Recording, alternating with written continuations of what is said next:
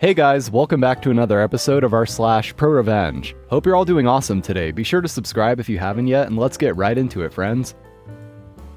It is a really bad idea to make a government employee angry.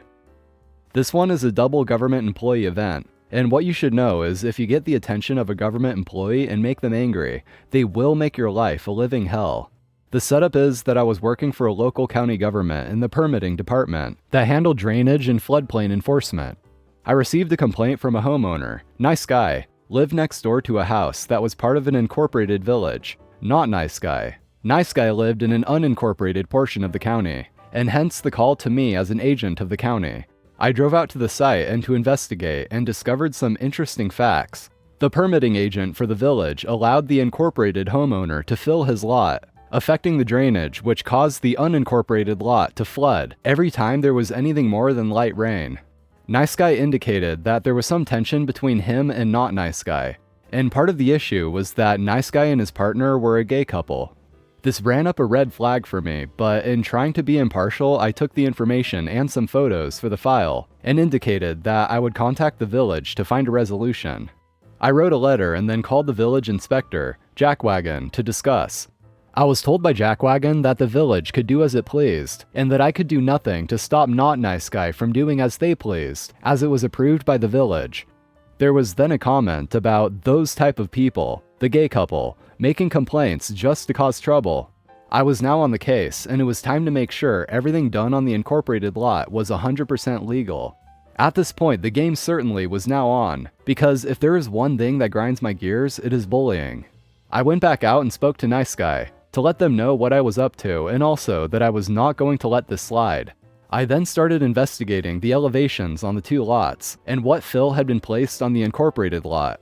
The not nice guy came out and started getting belligerent about my presence and ongoing investigation. He incorrectly stated that I did not have the jurisdiction over his lot and that he would be calling the police. I patiently listened and then pulled out my two-way radio and requested that the home base dispatch both a village and a county police unit to the location. I then indicated that since there was a regulatory floodplain on his lot, I did in fact have jurisdiction, and that I would be exercising my right to determine the impact of his fill activities upon that floodplain.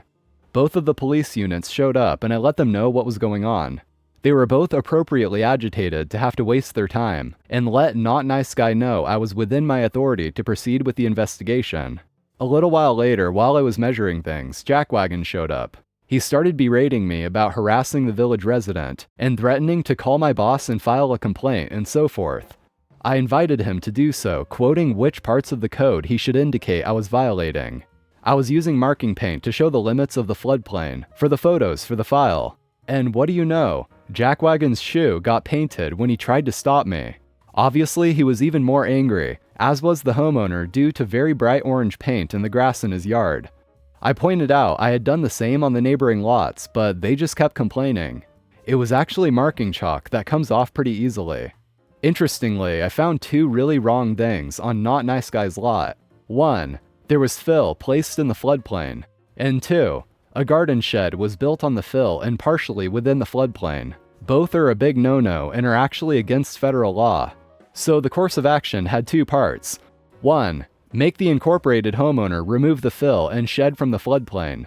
2, let nice guy fill in their lot outside of the floodplain to counteract the fill remaining in not nice guy's lot outside of the floodplain. I also told nice guy it would be a good idea to run a field tile on their side to drain the water that would inevitably pond up between the two lots when it drained.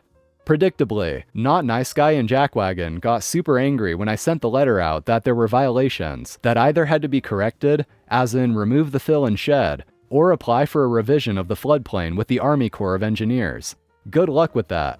This then led to a meeting at the county office with not nice guy, Jackwagon, my supervisor, and myself. Quickly, things went to 11 and there was yelling by Jackwagon about abuse of power, etc.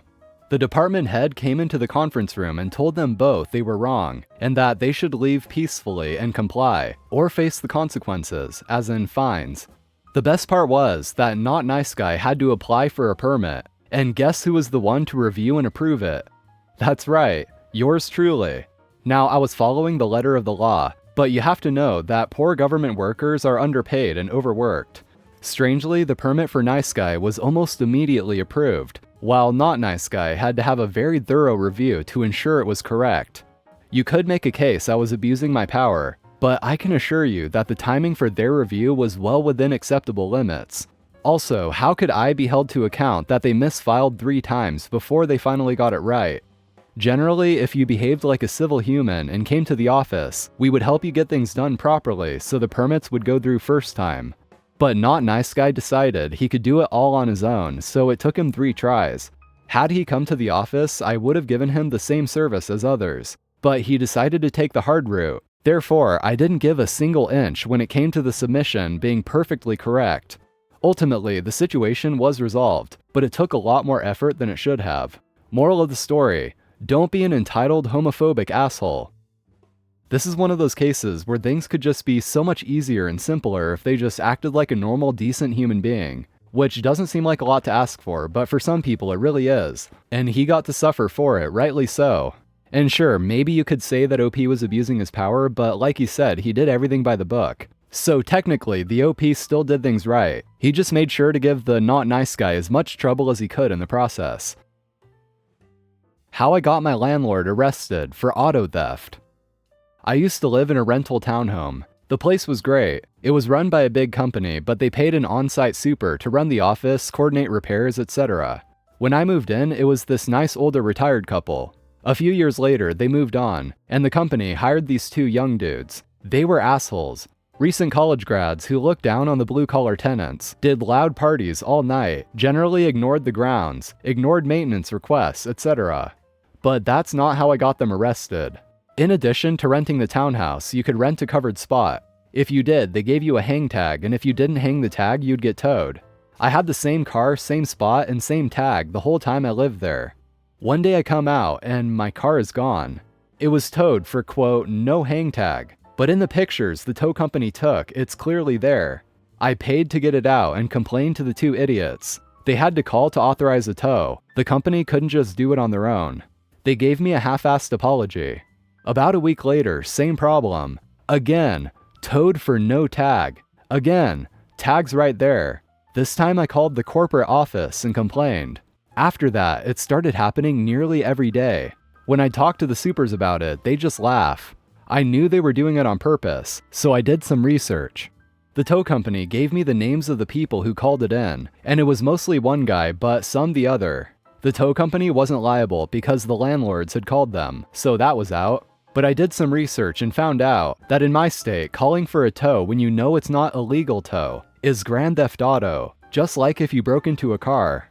I also found out you can record conversations in my state without telling the other person.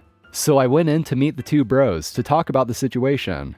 They told me, on tape, that the first 2 times were mistakes, but after that, they did it on purpose, and would keep doing so until I, quote, learned my lesson.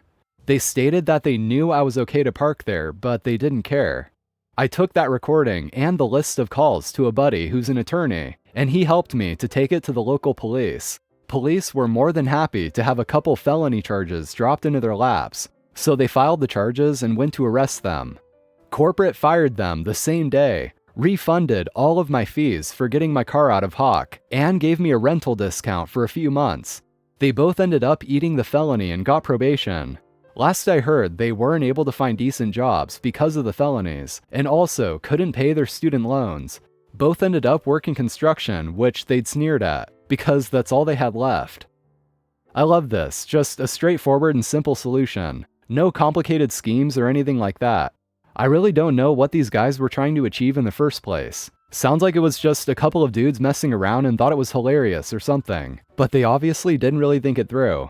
It is interesting that unlawfully towing a vehicle, at least in that state, is considered grand theft auto. It makes total sense though, and these guys definitely deserve this outcome. It's funny, I've said this before, but some people will break the law when they actually have something to gain from it. And then there's people that do shit like this and seemingly just have nothing to gain from it, but end up with a felony on their record nonetheless. Hopefully it was worth having a couple laughs with your buddies. Brother ruined my wedding by proposing, so I ruined his proposal. I, a 35-year-old male, have a younger brother, Todd, who's 29, who had a complicated birth and had to stay a month in the ICU, And because of that, my parents have always doted on him and almost denied him nothing, even if it was to the detriment of my sister Abby, 32, and I. My brother drinks in on the attention and has on more than one occasion made himself the center of attention at either my sister's, or a cousin's special event. Because of this, Abby and I have a strained relationship with Todd and our parents. Unfortunately, Todd met and fell in love with Lucy, 24, who announced her own pregnancy at the baby shower my mom held for Abby. When I proposed to my wife, Michelle, 30, I just wanted to elope, but she really wanted her family to be there, so I invited my family out of obligation. While out, my best man Jim, 35, noticed a receipt from a jewelry store slipped out of Todd's pocket. Jim confronted Todd about this, which led to an argument. Jim told me everything, and I told Todd that he was no longer going to be a groomsman because I knew he was going to propose at my wedding. Todd cried to our parents, which led to a blowout. In my parents' eyes, since Todd never admitted that he was going to propose to Lucy at my wedding, I was unfairly judging him. I refused and brought up Todd's past behavior. My parents couldn't refute this and got Todd to agree to not try anything at my wedding. This wasn't enough to convince me to let him be a groomsman, but I warned him that if, as a guest, he'd try anything, I would make him regret it. Fast forward to the wedding, and surprise, surprise, Todd walked over to Lucy and proposed to her during Michelle's father-daughter dance, and did it in a way so that everyone would notice. Cue my revenge. Jim and I had hired a woman to pretend to be Todd's side piece, who cornered Todd and Lucy and claimed that she was pregnant with his baby. Todd denied this, but when she called his phone, I gave her his number and messed with Todd's phone to incriminate him. It didn't look good. Lucy threw the ring back at Todd and left in tears. When Todd saw the smile on my face, he knew that it was me, and I didn't respond to a single call or text from him or my parents until after the honeymoon. Lucy has thrown Todd's stuff out and has been denying access to their kid. Todd is furious and is demanding that I clear his name.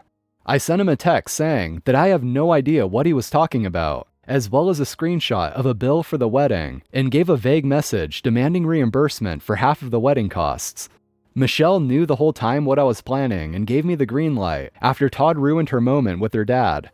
So I felt pretty good, but now even Abby thinks I went too far. Okay, so logically, yeah, I guess maybe he did go a bit far, because just by ruining a moment at the wedding and stealing the spotlight, OP responded by effectively ruining his relationship. But I still find this extremely satisfying. OP warned Todd that if he did this, he would make him regret it. That is just clear as day, but apparently he just didn't heed the warning. Sure, the consequence was harsh, but damn dude, you did this to yourself, Todd. I also don't really get why anyone would want to propose at a wedding, too. It really does feel very self-centered for anyone that would do something like that, unless it was maybe agreed upon beforehand. And I also think public proposals are just kind of weird in the first place. I feel like it kind of puts the person being proposed to under a lot of pressure to actually say yes, but that's besides the point anyway. Alright guys, that's it for today. Thanks for watching. Drop a like if you enjoyed and subscribe for more. Comment down below what you thought of the stories. So I'm out of here. Have an awesome day everyone, and I'll see you next time.